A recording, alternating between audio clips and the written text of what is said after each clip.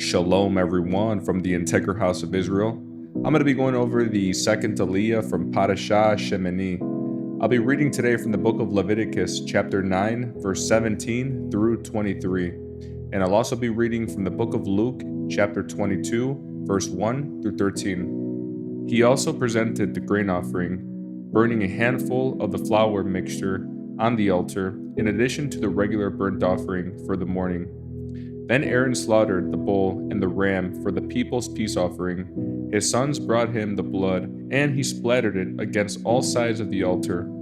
Then he took the fat of the bull and the ram, the fat of the broad tail, and from around the internal organs, along with the kidneys and the long lobes of the livers.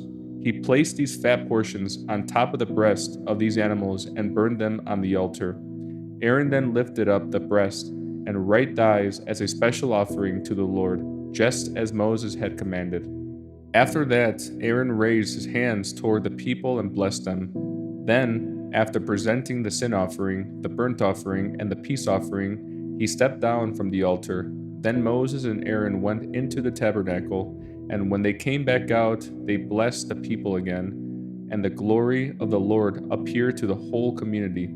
Next, I'll be reading from the book of Luke, chapter 22, verse 1 through 13. The festival of unleavened bread, which is also called Passover, was approaching. The leading priests and teachers of religious law were plotting how to kill Yeshua, but they were afraid of the people's reaction. Then Satan entered into Judah Iscariot, who was one of the 12 disciples, and he went to the leading priests and captains of the temple guard to discuss the best way to betray Yeshua to them.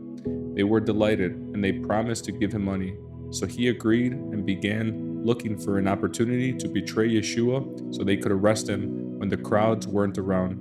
Now the festival of unleavened bread arrived. When the Passover lamb is sacrificed, Yeshua sent Peter and John ahead and said, "Go and prepare the Passover meal so we can eat it together." "When do you want us to prepare it?" they asked him. He replied, "As soon as you enter Jerusalem, a man carrying a pitcher of water will meet you. Follow him. At the house he enters, say to the owner, 'The teacher asks, where is a guest room where I can eat the Passover meal with my disciples?' He will take you upstairs to a large room that is already set up. That is where you should prepare our meal." They went off to the city and found everything just as Yeshua had said, and they prepared the Passover meal there.